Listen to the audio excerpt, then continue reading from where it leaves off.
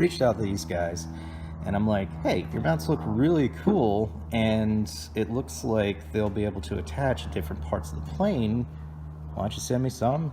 We'll check it out, see if it's worth it or not, and then go from there. Prices are pretty reasonable on here, and you know, they look easy to install. And what I'm going to do is I'm actually going to try to install the mounts that they sent me. They sent me 3 mounts. The Rocksteady GoPro Slim service mount includes a surface plate, centered washers, rubber gaskets, and then of course the GoPro style adapter. That's a little red piece there. They also sent me the Rocksteady GoPro Slim strut mount, which this is kind of a 2-piece part. It looks like it's got the strap that goes around, well, your strut. Pretty straightforward there. A plastic GoPro adapter type thing, so you can move it all around. And then one that I've kind of started on here is this tie-down mount. And I started this video before and was messing around with it, and I noticed, and you'll see just a second here, that the tie-down mount that it's supposed to go on, which is the tail tie-down mount, the hole that you actually put the rope through is very large. So what I'm going to try out is I went to the local store there, and I got some really large washers and some neoprene washers too. So I'm going to try to do like a sandwiching thing. This might also help with vibration. I don't know. We'll see. I didn't want to risk it and fly it. As you can see, the diameter's pretty small here. It'll probably work for the majority of airplanes, but who knows? Go figure. My plane's got a pretty big space there. So what I'm going to do is I'm going to try to install this one first and then go for the other ones to make sure that, hey, it's as easy as I think. So the setup is pretty simple. In the bag, it comes with a couple different things. Comes with this little guy right here, which is actually the piece that screws in, and I'll show you, to the tie down. And then this little piece right here. So pretty much you're not missing anything. The only installation that really needs to be done is connect this to a camera. As you can see, it's a little screw-in type thing, screw it in tight, and then screw this piece into this guy. All I did was twist it. It says 3 or 4 times. I did 4 times, and then tighten that down. Because I haven't actually got it on the mount, I don't want to tighten it completely down because I might want to adjust the angle there. And you've got pivot point here, as you can see from that screw, and then you can adjust it up and down. So let's go over there. Let's try to install this guy and see how it works out. And then we'll go for the other ones. Alright, so the angle isn't too great here, but I don't really know how else to get it. So what I'm going to do is I'm going to try to install it, and then I'll move the camera around so you can get a better view of what's going on.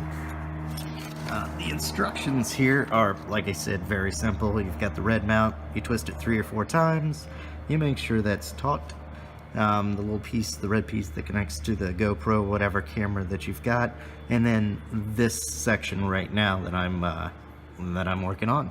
So let's give it a try here with the washers.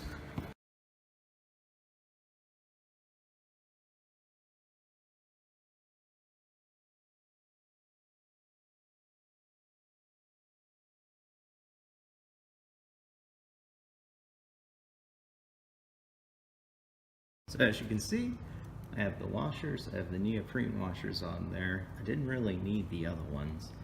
Tightened it very tight over there just to make sure it wouldn't slip. Tighten that guy, put some safety wire on here. Real nice, isn't it? Beautiful.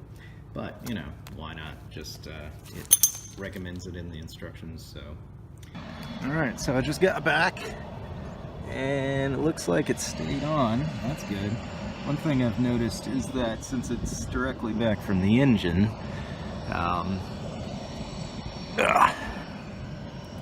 it gets a little oil and junk, basically anything that comes off the engine.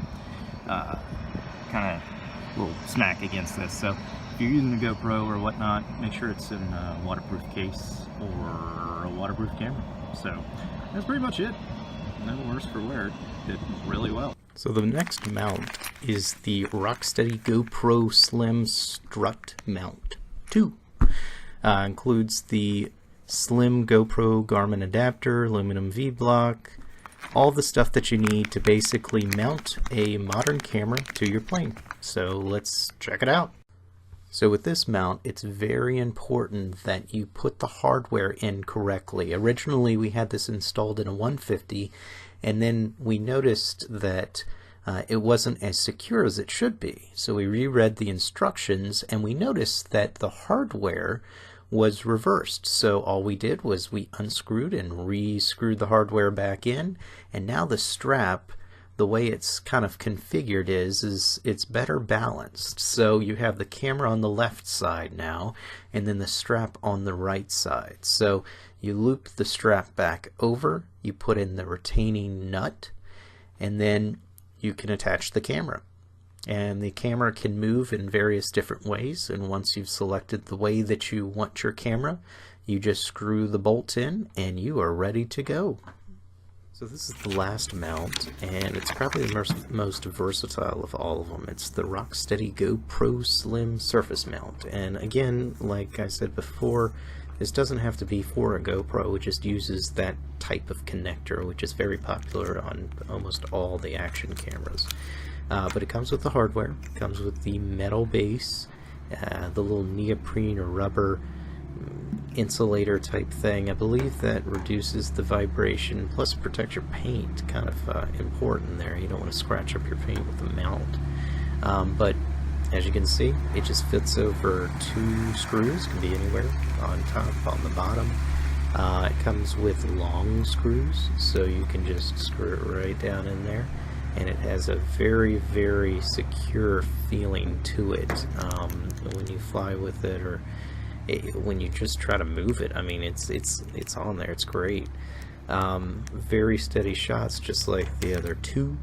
I really didn't notice any difference between all 3 as far as how steady these shots are. It's just a rock solid camera mount. It's very simple for this guy, like I was saying. Pretty much it's just 2 screws that pop out. This base plate is connected to this, and then really the only other 2 steps involved are screwing this guy in. I use pliers just to cinch it up there, and then placing the camera right in there. So it just slides down in there. You screw that, you tighten it down, and you're ready to go.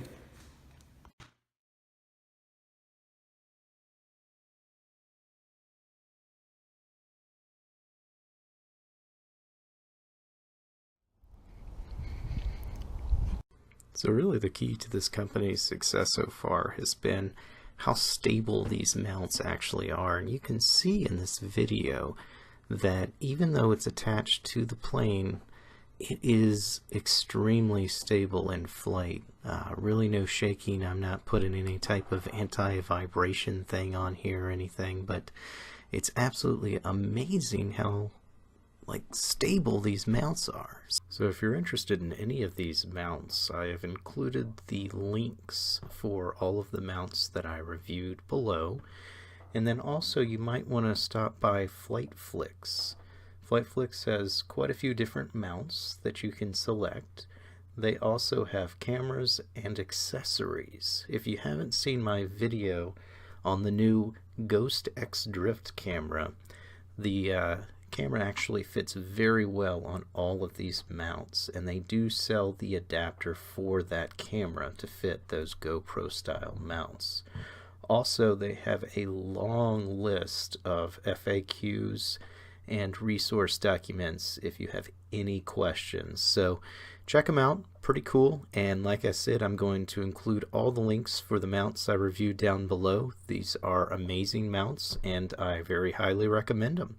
So as always, stay safe up there and always be thrifty. See ya.